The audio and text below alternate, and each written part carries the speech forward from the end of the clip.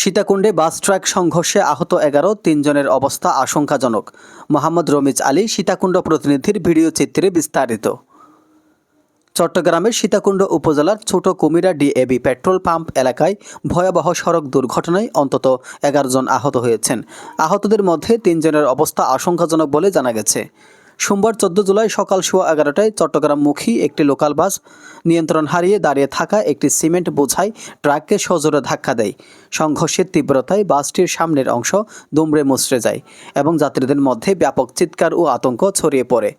খবর পেয়ে Kumira fire service ও বারা আউলিয়া হাইওয়ে থানার পুলিশ দ্রুত ঘটনাস্থলে পৌঁছে আহতদের উদ্ধার করে স্থানীয় হাসপাতালে পাঠায়। গুরুতর আহত 3 জনকে চট্টগ্রাম মেডিকেল কলেজ হাসপাতালে স্থানান্তর করা হয়েছে। বারা আউলিয়া হাইওয়ে থানার ইনচার্জ আব্দুল মোমেন বলেন, দুর্ঘটনায় 11 জন আহত হয়েছেন। এদের মধ্যে 3 জনের অবস্থা আশঙ্কাজনক। দুর্ঘটনার সময় বাসটি দ্রুত গতিতে চলছিল বলে প্রাথমিকভাবে জানা গেছে। দুর্ঘটনা কবলিত বাস ও ট্রাক থানার হেফাজতে নেওয়া হয়েছে। বিষয়টি তদন্ত করে দেখা হচ্ছে। প্রত্যক্ষদর্শীরা জানান, মহাসড়কে দাঁড়িয়ে থাকা ট্রাকটিকে দেখেও বাস চালক গতি নিয়ন্ত্রণে রাখতে পারেননি। এই ঘটনায় স্থানীয়দের মাঝে ব্যাপক ক্ষোভের সৃষ্টি হয়েছে। তারা মহাসড়কে ট্রাফিক ব্যবস্থাপনার উন্নতি দাবি করেছেন।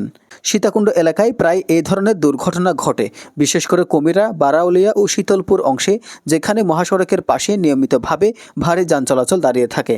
স্থানীয়দের দাবি, সঠিক ট্রাফিক নিয়ন্ত্রণ না থাকায় দুর্ঘটনার ঝুঁকি ক্রমেই বাড়ছে। এজান নিজামুদ্দিন, ডেস্ক রিপোর্ট।